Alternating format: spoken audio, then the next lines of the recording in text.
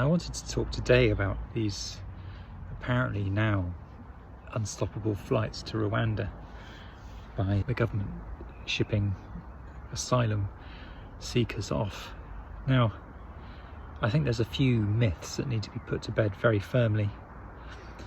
The first is that people aren't in some way entitled to claim asylum in the UK. They absolutely are. There's no need for them to claim asylum in France or Germany or any other country they may have crossed through.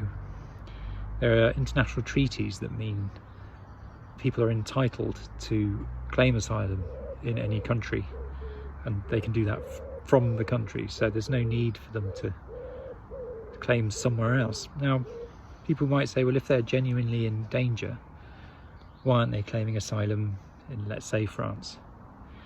Well, there are a few reasons. For example, they may have family in the UK. Once you're in the EU, let's say you've come here from wherever, some war-torn country, let's say for example Ukraine, but further afield maybe Syria. You're in the EU, so you're relatively safe at that point, but you've got to choose where you're going to apply for asylum. And let's face it, where you apply for asylum, if you get residency and it's an EU country, because we've left the EU, you may not be able to easily get to your relatives in the UK. So you might choose, well, okay, the UK then, because that would mean that you could live in the same country as your family. So that's one reason, and it's a very strong reason. People don't want to live on their own, even if they've escaped danger. I mean, you don't want to live in a foreign country where you don't know anyone and don't have any family, when you could choose to go and live somewhere with your family. Equally, you might speak English, and if you've escaped your immediate danger and you have to decide who to ask for help, why wouldn't you choose an English-speaking country if you speak English? It would make sense, doesn't it? Because you can go and get work or seek help with the legal system, and it's very difficult to do that in a language you don't speak. So there's a couple of good reasons why you might choose to come to the UK, even though you may have passed through places like France. What people certainly aren't doing is coming here for benefits. I know that the right wing like to say that people come here for benefits, but actually our benefits are one of the lowest in Europe. If you've ever had to live on benefits, you know exactly how low they are. They are not something that's going to get you to travel through countries which have higher benefits, including France, to come here. It just makes no sense. Nobody's going to come here for that. And they're also passing through countries, let's face it, that are far more welcoming to immigrants than the UK. So, you know, places like Germany that have welcomed far more immigrants than the UK have. The right-wing press like to make out that we are overburdened with immigrants compared to other countries. But that's not true at all. We have very small numbers coming here compared to a lot of other European countries. But we like to make a fuss about it. And let's bear in mind that these are immigrants who are largely young and working age, who are going to help the economy. They're not burdens.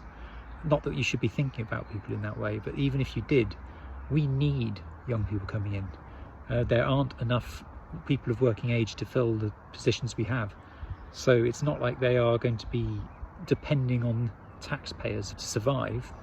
Quite the opposite, they're going to be helping out. But we're getting ahead of ourselves. It's a moral obligation on any country that has enough wealth, and let's face it, we're one of the richest countries. People like to say, well, we can't afford to look after immigrants, but that's not a fault of the immigrants, that's the fault of the hard right who are in charge of the country at the moment, the people who are making sure all the wealth goes to the richest, and it has increasingly gone to the richest over the last 10 years. There's plenty of money. There's plenty of money. How we choose to spend it is our fault when we vote. If we choose to give it to the rich, as we do now, that's our choice. We could easily spend it on schools and hospitals, but we don't choose to do that at elections. I say we, of course most people don't choose to do what we do now because of our electoral system. We get effectively less than 30% of the electorate choosing who governs us and who has a majority government. I've talked before at length about how stupid our electoral system is and how a small cabal of hard right people, rich people, are in charge, but that's a different issue. So I guess I wanted to say at the end of this, if you are in any way involved in these flights to Rwanda, whether as a public servant or as a private contractor, it is your moral obligation to refuse to comply. If you choose to do this, and I'm not saying it's easy, because You will probably have a family depending on your income. Your job may be at risk if you refuse to do it. There is still a moral obligation to refuse to do it. I was just following orders has never been an excuse for going along with tyranny. And this is tyranny. This is a refusal to help those most in need, a refusal to comply with refugee agreements that have been in place since the Second World War, mostly to make sure the Second World War doesn't happen again. Refugee treaties and international law, as we're seeing, government while we're talking about refugees, the government's now also talking about just breaking international law over Northern Ireland.